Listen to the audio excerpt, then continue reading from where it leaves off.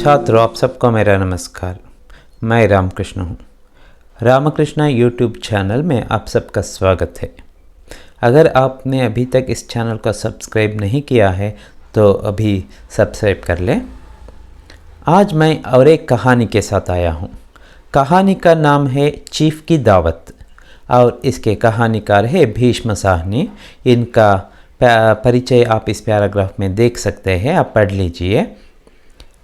ವಿದ್ಯಾರ್ಥಿಗಳೇ, ಇವತ್ತು ನಾನು ಒಂದು ಕಥೆಯೊಂದಿಗೆ ಬಂದಿದ್ದೀನಿ. ಕಥೆ ಯಾವುದು ಅಂದರೆ ಚೀಫ್ ಕಿ ದಾವತ್ ಅಂತ. ಚೀಫ್ ಅಂದರೆ ಯಾರು? ಅವರ ಬಾಸ್. ದಾವತ್ ಅಂದರೆ ಪಾರ್ಟಿ. ಅವರಿಗೆ ಒಂದು ಔತಣಕೂಟವನ್ನು ಏರ್ಪಡಿಸಿದ್ದಾರೆ. ಅಂದರೆ ತಮ್ಮ ಬಾಸಿಗಾಗಿ ಒಂದು ಔತಣಕೂಟವನ್ನು ಒಬ್ಬರು ಏರ್ಪಡಿಸಿರ್ತಾರೆ. ಆ ಸಂದರ್ಭದಲ್ಲಿ ಏನೆಲ್ಲ ಆಗುತ್ತೆ, ಉನ್ಹೋನೆ ಕ್ಯೂ ದಾವತ್ ದಿ, और दावत देने के पीछे क्या इरादा था और दावत में क्या क्या हुआ, ये सारी बातें हमें देखने को इस कहानी में मिलती है. ಸೊ ಏನೇನೆಲ್ಲ ಆಗುತ್ತೆ ಅಂತ ನಾವು ಕಥೆನ ನೋಡೋಣ. ಈ ಕಥೆಯಲ್ಲಿ ಮೇಯ್ನಾಗಿ ನಾವು ತಿಳ್ಕೊಳ್ಳೋದೇನು ಅಂದರೆ, ಈಗ ಹಳೆಯವರು ಅಥವಾ ವಯಸ್ಸಾಗಿರೋರು ಅಂದ ಕೂಡಲೇ ಎಜುಕೇಟೆಡ್ ಅವ್ರ ಜೊತೆ ಅವ್ರು ಮ್ಯಾಚ್ ಆಗಲ್ಲ, ಇವ್ರು ಅನ್ಎಜುಕೇಟೆಡ್ ಆದರೆ ಅವ್ರ ಜೊತೆ ಸರಿಯಾಗಲ್ಲ ಅಂಥೇಳಿ ಅವ್ರನ್ನ ಅವಾಯ್ಡ್ ಮಾಡ್ತಾರೆ, ಪರಿಚಯನೇ ಮಾಡಿಕೊಡೋದಿಲ್ಲ. ವಯಸ್ಸಾಗಿದ್ದ ತಂದೆ ತಾಯಿ ಅಥವಾ ಅಜ್ಜ ಅಜ್ಜಿ ಯಾರೇ ಇರಲಿ, ಅವ್ರನ್ನ ಸ್ವಲ್ಪ ಎಜುಕೇಟೆಡ್ ಅನ್ನೋರ ಜೊತೆ ಪರಿಚಯನೇ ಮಾಡಿಕೊಡೋದಿಲ್ಲ. ಅವ್ರ ಪಾಡಿಗೆ ಅವ್ರನ್ನ ಸುಮ್ಮನೆ ಒಂಥರ ನೆಗ್ಲೆಕ್ಟ್ ಮಾಡಿಬಿಡ್ತಾರೆ. तो हमें ऐसा नहीं करना चाहिए. उससे संबंधित एक बहुत ही सुंदर कहानी है चीफ की दावत और इसके लेखक है भीष्म साहनी. कथा वस्तु हम देखेंगे. चीफ की दावत भीष्म साहनी की एक प्रसिद्ध कहानी है, इसमें कोई शक नहीं. भीष्म साहनी ने वैचारिक दृष्टि को कहानी का माध्यम बनाया है. वे मध्यम वर्गीय परिवारों का अंतरंग चित्र बहुत प्रभावी ढंग से प्रस्तुत करते हैं. इसमें एक मध्यम वर्गीय परिवार है और उसका ಚಿತ್ರ यहाँ ಅಂಕಿತ್ ಹುವಾ ಹೈ. ಒಂದು ಮಿಡಲ್ ಕ್ಲಾಸ್ ಫ್ಯಾಮಿಲಿನಲ್ಲಿ ಹೇಗೆ ಇರ್ತಾರೆ, ಯಾವ ಥರ ಯೋಚನೆ ಮಾಡ್ತಾರೆ, ಅದರ ಬಗ್ಗೆ ಇಲ್ಲಿ ನಾವು ನೋಡಬಹುದು ಈ ಕಥೆಯಲ್ಲಿ. प्रस्तुत कहानी चीफ की दावत ऐसे ही मध्यम वर्ग की एक कहानी है. उसमें नायक है श्यामनाथ. श्यामनाथ जो अपनी तरक्की के लिए अपने चीफ की नज़रों में अपने जीवन की कृत्रिमता को प्रस्तुत करना चाहता है. यहाँ श्यामनाथ इस कहानी का प्रमुख पात्र है.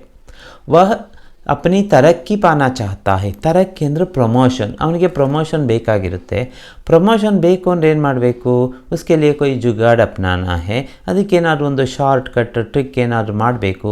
इसलिए वह क्या करता है, अपनी बॉस की नज़रों में, बॉस अथवा चीफ की नज़रों में यह अपने आप को अच्छा दिखाना चाहता है. इसलिए वह ಕೃತ್ರಿಮತಾ ಅಂದರೆ ಒಂದು ರಿಯಾಲಿಟಿ ಇಲ್ಲ, ಬರೀ ಒಂದು ಕೃತ್ರಿಮತೆನ ಅಲ್ಲಿ ತೋರಿಸ್ತಾನೆ. ಅಂದರೆ ಏನು ಹೇಗಿದ್ದಾನೋ ಹಾಗೆ ತೋರಿಸಿದ್ದು ಸಮಸ್ಯೆ ಇರ್ತಿರಲಿಲ್ಲ. ಆದರೆ ಇವನೇನು ಬಾಸ್ ಮುಂದೆ ನಾನು ಬಹಳ ಸೊಫೆಸ್ಟಿಕೇಟ್ ಆಗಿ ಕಾಣಬೇಕು ಅನ್ನೋದು ಇವನ ಉದ್ದೇಶ ಆಗಿರುತ್ತೆ.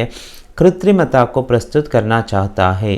ऐसी स्थिति में उसे अपनी बूढ़ी माँ भी अपनी तरक्की में रुकावट नज़र आने लगती है. ಸಂಜೆ ಹೊತ್ತಿಗೆ ಬರೋದು ಅಂತ ಆಗಿರುತ್ತೆ. ಚೀಫ್ ಮತ್ತು ಅವರ ಫ್ರೆಂಡ್ಸ್, ಅವರ ಫ್ಯಾಮಿಲಿ ಎಲ್ಲ ಹಾಗೆ ಬರೋ ಟೈಮಲ್ಲಿ ಎಲ್ಲ ಥಿಂಗ್ಸ್ ಏನೇನಿದೆ, ಬೇಡದೇ ಇರೋ ವಸ್ತುಗಳನ್ನೆಲ್ಲ ಅಲ್ಲಿ ಇಲ್ಲಿ ಸಂದಿಗಂದಿಗೆಲ್ಲ ಹಾಕ್ತಾರೆ. ಮನೆಯೆಲ್ಲ ಕ್ಲೀನ್ ಮಾಡೋದು, ಫುಡ್ ಎಲ್ಲ ರೆಡಿ ಮಾಡೋದು, ಅವರಿಗೆ ಯಾವ ಥರದ್ದು ಫುಡ್ ಬೇಕಾಗುತ್ತೆ, ಮೆನು ಎಲ್ಲ ರೆಡಿಯಾಗಿರುತ್ತೆ. ಇಷ್ಟೆಲ್ಲ ಆದಮೇಲೆ ಲಾಸ್ಟಿಗೆ ಅವರ ಗಮನ ಹೋಗುತ್ತೆ ತಾಯಿ ಕಡೆಗೆ. ಈ ಮುದುಕಿಗೆ ಏನು ಮಾಡೋದು, ಬಾಸ್ ಏನಾದರೂ ಬಂದರೆ ಈ ಮುದುಕಿನ ನೋಡಿದರೆ ಇವಳಿಗೆ ಇಂಗ್ಲೀಷು ಬರೋದಿಲ್ಲ, ಹೇಗೆ ಮಾತಾಡಬೇಕು ಅಂತ ಮ್ಯಾನರಿಸಮ್ ಗೊತ್ತಿಲ್ಲ, ಈಗೇನು ಮಾಡೋದು ಅಂತ वे दोनों सोचने लगते हैं. अपनी बूढ़ी माँ के बारे में सोचते हैं, अगर ये माँ यहाँ रहेगी तो मेरी तरक्की में रुकावट बनेगी. ಅಂದರೆ ನನ್ನ ಪ್ರಮೋಷನ್ಗೆ ಇವಳೇ ಒಂದು ತಡೆ ಆಗಿಬಿಡ್ತಾಳೇನೋ ಅನ್ನೋ ಯೋಚನೆ श्यामनाथ के मन में ऐसी सोच, ऐसा विचार आता है. अपनी पदोन्नति की लालसा में वह अपने चीफ को अपने घर दावत पर बुलाता है. वह दावत पर बुलाने का कारण यही है कि वह पदोन्नति यानी कि तरक्की चाहता है, प्रमोशन चाहता है. वही इच्छा थी उसके मन में. चीफ के खिदमत के लिए वह अपने घर को बेहद तरीके से सजाता है, बहुत अच्छी तरह से उसकी सेवा, चीफ की सेवा करना चाहता है, उसे खुश करना चाहता है, इसलिए घर को सजाता है पत्नी के साथ मिलकर, तथा फालतू सामानों को पलंग के नीचे, मेज़ के नीचे और ऐसे स्थानों पर छिपा देता है जहां उसके बास की नज़र नहीं पड़ सके। जो फालतू चीज़ें घर में होती हैं ना, उनको पलंग के नीचे इधर उधर वसे छिपा देते हैं, ಬಾಸ್ ಕಣ್ಣಿಗೆ ಏನೂ ಕಾಣಿಸ್ಬಾರ್ದು ಅಂಥೇಳಿ ಅದರ ಮೇಲೊಂದು ಬಟ್ಟೆ ಹಾಕೋದು ಅಥವಾ ಮಂಚದ ಕೆಳಗಡೆ ಬೀರು ಕೆಳಗಡೆ ಎಲ್ಲ ದೂಡ್ತೀವಲ್ಲ ಹಾಗೆ। परंतु उसके समक्ष एक समस्या आन खड़ी होती है, माँ को लेकर ಬೇರೆ ವಸ್ತುಗಳಾದರೆ ಯಾವುದೋ ಒಂದು ಮೂಲೆಯಲ್ಲಿ ಹಾಕಿಬಿಡ್ಬೋದು, क्या माँ को ऐसा कर सकता है? ऐसा तो नहीं कर सकता, वह तो एक जीव है, तो अब क्या करेगा वह? श्यामनाथ के सामने यह बहुत बड़ी समस्या आ गई है। अब माँ को लेकर वह चिंतित है, अब माँ को कैसे छिपाऊँ? चीफ की आंखों से माँ को मैं कैसे छिपाऊँ, यही उसके मन की सबसे बड़ी चिंता बन गई है। एक क्षण के लिए वह सोचता है कि माँ को उसकी सहेली के यहाँ पूरी रात के लिए भेज दूँ। एक बार सोचता है सहेली के घर भेज दे तो अच्छा रहेगा ना, पूरी रात वहीं रहेगी, तब तक यहाँ हमारी पार्टी भी पूरी हो जाएगी, सभी मेहमान या जो बॉस चीफ है सभी अपने अपने घर चले जाएंगे, बाद में हम अपनी माँ को वापस बुला लाएंगे। ऐसा एक क्षण के लिए सोचता है, परंतु इसमें एक संकट था कि माँ की तरह उनकी सहेली से भी नफरत ही किया करता था। यहाँ माँ को उसके घर में भेजना उसे अच्छा नहीं लगा, क्योंकि पड़ोसी उतने अच्छे नहीं थे उसकी नज़र में, इसलिए वो वहाँ ಅಲ್ಲಿಗೆ ಕಳಿಸೋದು ಬೇಡ ಅಂತ ಅನ್ನಿಸ್ತು, ಯಾಕಂದರೆ ಅವ್ರಿಗೆ ಇನ್ನೂ ದೊಡ್ಡ ಅಸೂಯೆ ಐತಿ ಇವರನ್ನು ಕಂಡ್ರೆ ಅಂತ ಅವನ ಮನಸ್ಸಲ್ಲಿ ಅನಿಸಿದೆ, ಅಲ್ಲಿಗೆ ಕಳಿಸೋದು ಸರಿಯಾದ ಉಪಾಯ ಅಲ್ಲ ಅಂತ ಅನಿಸುತ್ತೆ। लिहाजा अगर माँ को उक्त सहेली के यहाँ भेजा जाता तो वह सहेली भी गाहे बगाहे मिस्टर श्यामनाथ के घर पर दस्तक देती, जिसके लिए वह तैयार नहीं था। अगर एक बार माँ को वहाँ भेजता है तो वह जो पड़ोसी है ना बार बार घर आएगी, तो उसे यह अच्छा नहीं लगता था, इसलिए उसने सोचा कि माँ को सहेली के घर जाना या पड़ोसी के घर भेजना ठीक नहीं है। अंततः यह निर्णय लिया गया कि माँ अदब से कुर्सी पर बैठी रहे। कुर्सी पर वह किस मुद्रा में बैठेगी और कौन सी पोशाक पहनेगी, इसका निर्णय भी मिस्टर श्यामनाथ द्वारा ही लिया जाता है। अंत में निर्णय हुआ कि माँ एक कुर्सी पर बैठी रहेगी। कैसे बैठना है कुर्सी पर, ಹೇಗೆ ಕೂತ್ಕೋಬೇಕು, कौन सी पोशाक पहननी है, ಯಾವ ಡ್ರೆಸ್ ಹಾಕ್ಕೋಬೇಕು ಎಲ್ಲವನ್ನು ಡಿಸೈಡ್ ಮಾಡಿದ್ಯಾರಿಲ್ಲಿ, खुद श्यामनाथ डिसाइड करता है कि कौन सा कपड़ा पहनना है, किस तरह बैठना है, कहाँ बैठना है, किस पर बैठना है, ये सारा निर्णय खुद श्यामनाथ लेता है। ಯಾಕೆಂದ್ರೆ ಈಗ ಅಮ್ಮನನ್ನು ಹೇಗಿದ್ದಾರೋ ಹಾಗೆ ಪರಿಚಯ ಮಾಡೋ ಮನಸ್ಥಿತಿನಲ್ಲಿ ಇವನಿಲ್ಲ। माँ को यह स्पष्ट हिदायत दी जाती है कि जब तक साहब लोग ना चले जाए वह सोए नहीं, क्योंकि सोते समय उसे खर्राटे लेने की आदत थी। और माँ को एक चेतावनी भी देता है, जब तक यहाँ मेहमान रहेंगे तब तक तुम सोना नहीं, मलगबार्दू, याके अगर तुम सो जाओगी तो तुम ज़ोर ज़ोर से खर्राटे मारने लगोगी, ಅಂದರೆ ನೀನು ಜೋರಾಗಿ ಗೊರಕೆ ಹೊಡೆಯೋಕ್ಕೆ ಶುರು ಮಾಡ್ತೀಯಾ, ಆ ಗೊರಕೆಯಿಂದ ಏನಾಗುತ್ತೆ ಒಂಥರ ಅವರಿಗೆ ಸರಿ ಅನಿಸೋದಿಲ್ಲ, ಇದು ನನ್ನ ಪ್ರಮೋಷನ್ಗೆ ತಡೆ ಆಗಬಹುದು, ಇಸಿಲಿಯೇ ತುಮ್ ತಬ್ ತಕ್ ಸೋನಾ ನಹಿ, ಅಲ್ಲಿವರೆಗೂ ನೀನು ಮಲಗಬಾರ್ದು ಅಂತ ಒಂದು ಆರ್ಡ್ರ್ ಮಾಡಿ ಒಂದು ಕುರ್ಚಿ ಮೇಲೆ ಆಕೆನ ಕೂರಿಸ್ಬಿಡ್ತಾನೆ, उसे बिठा देता है। उसके साथ अच्छी नहीं लगेगी। बहरहाल अपने पुत्र का आदेश मान उसकी माँ कुर्सी पर पाँव नीचे किए बैठती है। बेटे का आदेश था कुर्सी पर बैठने का आदेश, तो माँ क्या करती है, अपने बेटे की तरक्की के लिए कुर्सी पर बैठ जाती है बिना कुछ कहे। ನೋಡಿ ಒಂದು ಮಾತು ಆಡೋದಿಲ್ಲ, ಹೇಗೆ ಹೇಳ್ತಾನೋ ಮಗ ಹಾಗೆ ಮಾಡೋದಕ್ಕೆ ಆಕೆ ಸಿದ್ಧ ಆಗಿಬಿಟ್ಟಿದ್ದಾಳೆ। परंतु कुछ देर बाद उसे नींद आ जाती है, वो तो बूढ़ी हो चुकी थी। कुछ देर बाद इनकी पार्टी तो देर रात तक चलती रही तो यहाँ ಶಾಮ್ನಾಥ್ की माँ ऊँघने लगती है. ऊँघना ಅಂದರೆ ತೂಗು ಕೂಡಿಸೋದಕ್ಕೆ ಶುರು ಮಾಡ್ತಾಳೆ. कहाँ बैठी है? कुर्सी पर बैठी है.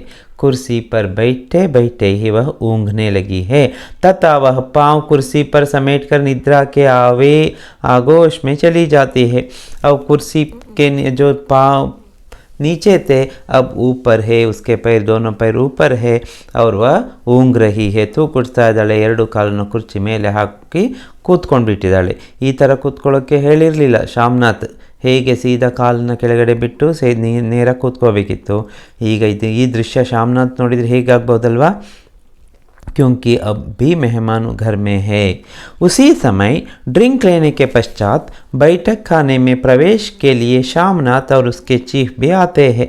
श्यामनाथ अपनी माँ को इस स्थिति में देख आक्रोश में आ तो ज़रूर जाता है, परंतु वक्त की नज़ाकत को देखते हुए वह खामोशी रहता है. ड्रिंक लेने के बाद वे बैठक खाने में जाना चाहते हैं खाने के लिए. तो सबसे पहले श्यामनाथ की नज़र अपनी माँ पर पड़ती है और माँ को उस स्थिति में देखकर, उस हालत में देखकर बहुत गुस्सा आता है माँ पर. क्रोध प्रकट करना चाहता है लेकिन करने का मौका वह नहीं था. आ टाइमಲ್ಲಿ ಕೋಪ ತೋರಿಸಬಾರ್ದು ಅಂತ ಅನಿಸುತ್ತೆ. क्योंकि बास या चीफ साथ में थे, सभी लोग मेहमान थे. सभी मेहमान जो साथ में थे ना उनके सामने, तो वह कुछ नहीं बोल पाया. ಏನು ಮಾತಾಡೋಕ್ಕಾಗಲೇ ಇಲ್ಲ. चीफ की नज़र भी उसकी माँ पर पड़ती है. श्यामनाथ ಜೊತೆನಲ್ಲಿ ಚೀಫ್ ಇದ್ರಲ್ಲ, उसकी नज़र भी माँ पर पड़ती है और ತಾಯಿನ ನೋಡ್ತಾರಂತೆ. माँ की निद्रा भी एक साथ कई पदचाप को सुन टूट जाती है तथा अचानक वह खड़ी हो जाती है. ನಿದ್ದೆ ತೂಗುಡಿಸ್ತಾ ಇದ್ಲಲ್ವ, ಇಷ್ಟು ಜನ ಒದ್ದೆ ಹೆಜ್ಜೆ ಶಪ್ಪಳ ಕೇಳಿ ಎಚ್ಚರ ಆಗುತ್ತೆ. और वह घबराहट के मारे उठ खड़ी हो जाती है. ಎದ್ದು ನಿಂತ್ಕೊಳ್ತಾಳೆ. मिस्टर श्यामनाथ अपनी माँ का परिचय चीफ से कराता है. अब कुछ नहीं कर सकता. श्यामनाथ अपनी माँ का परिचय कराता है, परिचय ಮಾಡಿಸ್ತಾನೆ. चीफ भी उसके ग्रामीण माँ को तवज्जो देता है तथा उससे अंग्रेज़ी में हाल चाल पूछता है. चीफ को ಖುಷಿ ಆಗುತ್ತೆ ಅವರ ಹಳ್ಳಿಯಿಂದ ಆ ಹೆಂಗಸನ್ನ ನೋಡಿ ಅಂದ್ರೆ श्यामनाथ की माँ को देखकर, और अंग्रेज़ी में हाल चाल पूछता है. हाथ मिलाता है, शेक हैंड ಬೇರೆ ಕೊಡ್ತಾನಂತೆ. ग्रामीण माँ उसके अंग्रेज़ी में पूछे गए कुशल क्षेम का कोई जवाब तो नहीं देती. ಸರಿಯಾಗಿ ಉತ್ತರ ಕೊಡೋಕ್ಕೆ ಆಗೋದಿಲ್ಲ. ಹೌ ಡು ಯು ಡೂ ಅಂತ ಕೇಳ್ತಾನೆ. ಇವಳಿಗೆ ಪಾಪ ಏನು ಉತ್ತರ ಕೊಡೋಕೆ ಗೊತ್ತಾಗಲ್ಲ. ಡು ಡು ಡು ಡು ಅಂತ ಹೇಳಿಬಿಡ್ತಾಳೆ. ಸೊ ಒಂಥರ ಅವಮಾನ ಆಗುತ್ತೆ ಯಾರಿಗೆ? ಶ್ಯಾಮ್ನಾಥ್ಗೆ. ಅವ್ರ ಹಾತ್ ಮಿಲಾತಾ ಹೇ, ಶೇಕ್ ಹ್ಯಾಂಡ್ ಕೊಡೋಕ್ಕೆ ಹೋಗ್ತಾನೆ. ಹಾತ್ ಮಿಲಾತೆ ಸಮಯ ಇಸ್ಕೆ ಹಾತ್ ಮೇ ಒಂದು ಜಪಮಣಿ ಇರುತ್ತಲ್ಲ, ಅದು ಬೇರೆ ಇತ್ತು. ಕೈ ಕೊಡೋದು ಗೊತ್ತಾಗಲ್ಲ, ಎರಡೂ ಕೈನ ಹೀಗೆ ಹಿಡ್ಕೊಂಡು ಬಿಡ್ತಾಳೆ ಯಾರು ಬಾಸ್ ಅಥವಾ ಚೀಫ್ ಕೈನ. ಅಲ್ಲೂ ಒಂಥರ ಅವಮಾನ ಆದಾಗ ಆಯಿತು श्यामनाथ्ಗೆ. ग्रामीण माँ परंतु उनका बेटा श्यामनाथ पल प्रतिपल आध्यात्मिक स्वर में अपनी माँ को चीफ द्वारा पूछे गए प्रश्न का जवाब देने को कहता है. सही तरीके से, ठीक तरह से उत्तर देने के लिए अपनी माँ से कहता है. हद तो तब हो जाती है जब चीफ के पुराने एवं ग्रामीण परिवेश के गाने सुनाने की फरमाइश पर वह माँ को ज़बरन गाने के लिए बाध्य करता है. वह चीफ तो माँ से अभी उत्सुक है, तो माँ के बारे में और भी ज़्यादा जानना चाहता है. ग्रामीण परिस्थितियों को जानना चाहता है, उनकी संस्कृति को जानना चाहता है चीफ. तो क्या कहता है? उनसे ये ग्रामीण गीत सुनना चाहता है, या लोकगीत. ಒಂದು ಲೋಕಗೀತ್ ಅಂದರೆ ಅಲ್ಲಿಯ ಒಂದು ಫೋಕ್ ಸಾಂಗ್ ಏನಿದೆ ಅದನ್ನು ಹಾಡು ಅಂತ ಆ ತಾಯಿಯಲ್ಲಿ ಕೇಳ್ಕೊಳ್ತಾರೆ ಯಾರು? ಚೀಫ್. तत्पश्चात क्या होता है? चीफ माँ से गीत सुनने के बाद चीफ द्वारा फुलकारी की मांग पर वह माँ को चीफ के लिए फुलकारी बनाने को कहता है. वहाँ यह फुलकारी रखी थी. ಫುಲ್ಕಾರಿ ಅಂದರೆ ಏನಿಲ್ಲ, ಒಂದು ದಿಕ್ಕಾಗಿರೋ ಬಟ್ಟೆ ಮೇಲೆ ಹೂವಿನ ಒಂದು ಚಿತ್ರ ಎಲ್ಲ ಬಿಡಿಸಿ ಎಲ್ಲ ಮಾಡ್ತಾರಲ್ಲ, ಅದನ್ನು ನಾವು ಫುಲ್ಕಾರಿ, ಕಲಾಕಾರಿ ಅದನ್ನು ನಾವು ಹೇಳ್ತೀವಿ. ಒಂದು ಬಟ್ಟೆ ಮೇಲೆ ಡಿಸೈನ್ ಆಗಿ ಫ್ಲವರ್ಸ್ ಎಲ್ಲ ಮಾಡಿ ಈ ಎಂಬ್ರಾಯ್ಡ್ರಿ ವರ್ಕ್ ಟೈಪ್ ಬರುತ್ತೆ. ಅದು ರಾಜಸ್ಥಾನ ಆ ಕಡೆ ಎಲ್ಲ ಜಾಸ್ತಿ, ಪಂಜಾಬ್ ರಾಜಸ್ಥಾನ ಆ ಕಡೆ ಎಲ್ಲ ಜಾಸ್ತಿ ಇರುತ್ತೆ. ಒಂದು ಬಟ್ಟೆ ಮೇಲೆ ಮಾಡಿರೋ, ಕೈಯಿಂದ ಮಾಡಿರೋ ಒಂದು ಎಂಬ್ರಾಯ್ಡ್ರಿ ವರ್ಕ್ ಇರೋ ಬಟ್ಟೆ, ಅದು ಹೂಗಳನ್ನು ಹೆಚ್ಚು ಬಿಡಿಸ್ತಾರೆ ಅದರಲ್ಲಿ. ಅದಕ್ಕೆ ಫುಲ್ಕಾರಿ ಅಂತ ಹೇಳ್ತಾರೆ. ಫುಲ್ಕಾರಿ उसे बहुत अच्छी लगी चीफ को, तो उसने कहा कि मेरे लिए अगर हो तो एक फुलकारी बना के देना. तो श्यामनाथ क्या करता है, माँ द्वारा यह कहने पर कि अब उसकी आंखों की रोशनी धुंधली पड़ गई है। माँ कहती है मैं नहीं कर सकती क्योंकि अब मुझे ठीक तरह से आंखें दिखती नहीं है, रोशनी धुंधली पड़ गई है ಅಂದರೆ ಕಣ್ಣು ದೃಷ್ಟಿ ಅಷ್ಟು ಕ್ಲಿಯರ್ ಇಲ್ಲ, ಈಗ ಮಾಡೋಕ್ಕಾಗಲ್ಲ, ಚಿಕ್ಕ ವಯಸ್ಸಲ್ಲಿ ಮಾಡಿದ್ದು ಅಂತ ಹೇಳಿದ್ರು। तो भी वह माँ की बात अनसुनी कर चीफ को यह भरोसा देता है कि माँ उसके लिए फुलकारी ज़रूर बना देगी।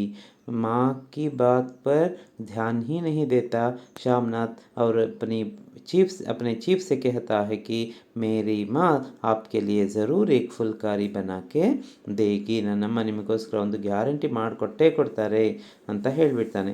देर रात पार्टी समाप्त होने के बाद श्यामनाथ माँ के कमरे में आता है।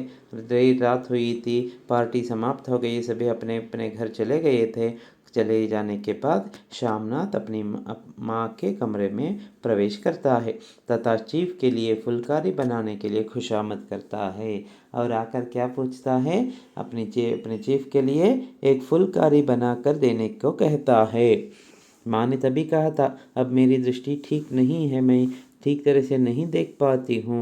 फिर भी श्यामनाथ अपनी तरक्की के बारे में सोचकर वह कहता है कि तुम्हें एक फुलकारी बनाकर देना ही है। माँ जब यह कहती है कि उसकी आंखें जवाब दे चुकी है तो ऐसी परिस्थिति में आखिर फुलकारी वह कैसे बनाए, तथा वह अपने बेटे से उसे हरिद्वार भेजने की गुजारिश करती है। वह कहती है मैं तो फुलकारी नहीं बना पाऊँगी, अब मेरी आंखों की दृष्टि भी बहुत क्षीण हो चुकी है, अगर मेरा रहना तुम्हें असहनीय है तो तुम मुझे हरिद्वार भेज देना, ನಾನು ಹರಿದ್ವಾರದಲ್ಲಿ ಹೇಗೋ ನನ್ನ ಕೊನೆಯ ದಿನಗಳನ್ನು ಕಳೀತೀನಿ ಅಂತ ಹೇಳ್ತಾಳೆ। जहाँ शेष बची जिंदगी वहाँ सुकून के साथ गुजार सके। परंतु श्यामनाथ उसकी इस बात से आक्रोश से भर उठता है। माँ की बातें सुनकर श्यामनाथ को गुस्सा आ गया तथा सख्त लहजे में कहता है कि तुम मुझे समाज में बेइज्जत करना चाहती हो, समाज में तुम मुझे बेइज्जत करना चाहती हो ना, मुझे प्रमोशन मिलने से रोकना चाहती हो ना, मेरा प्रमोशन रोकने के लिए तुम ये सब कुछ कर रही हो, इसलिए हरिद्वार का राग अलापा करती हो। वह अपनी माँ से कहता है कि उसने साहब को फुलकारी देने का वचन दिया है। देखो माँ, मैंने अपने चीफ या बॉस को वचन दे दिया है कि मेरी माँ फुलकारी ज़रूर बनाएगी, अगर मैं अपना वचन नहीं निभा पाऊँगा तो मैं उनकी नज़रों से गिर जाऊँगा, और अगर साहब को फुलकारी मिलती है तो संभव है उसकी पदोन्नति हो जाए। कहता है अगर फुलकारी तुम बना कर दोगी, मैं उसे साहब को या चीफ को दूंगा, तब वे खुश होकर मुझे पदोन्नति या तरक्की दे सकते हैं। माँ बेटे की पदोन्नति मिलने की बात को सुन बेहद खुश हो जाती है। माँ को बड़ी खुशी हो गई क्योंकि बेटे ने कहा कि उसकी पदोन्नति होगी अगर वह फुलकारी बना के देगी तो। माँ कहती है कि मेरे द्वारा फुलकारी बना देने से यदि सचमुच में तुम्हारी पदोन्नति हो जाएगी तो मैं तुम्हारे लिए फुलकारी अवश्य बनाऊंगी। ನನ್ನ ಕಾರಣದಿಂದ ಏನಾದರೂ ನಾನು ಕೊಡೋ ಒಂದು ಇದರಿಂದಾಗಿ ಫುಲ್ಕಾರಿಯಿಂದಾಗಿ ನಿನಗೆ ಪ್ರಮೋಷನ್ ಆಗುತ್ತೆ ಅನ್ನೋದಾದರೆ ನಾನು ಖಂಡಿತ ನಿನಗೆ ಒಂದು ಫುಲ್ಕಾರಿ ಮಾಡಿಕೊಡ್ತೀನಿ, ಅದನ್ನು ಬಾಸ್ಗೆ ಕೊಡು ಅಂತ ಹೇಳ್ತಾನೆ। मैं तुम्हारे लिए फुलकारी अवश्य बनाऊंगी। साथ ही अपने बेटे के उज्जवल भविष्य की कामना करने लगती है, उज्जवल भविष्य की कामना करने लगती है। कहानी इसी बिंदु पर आकर समाप्त हो जाती है।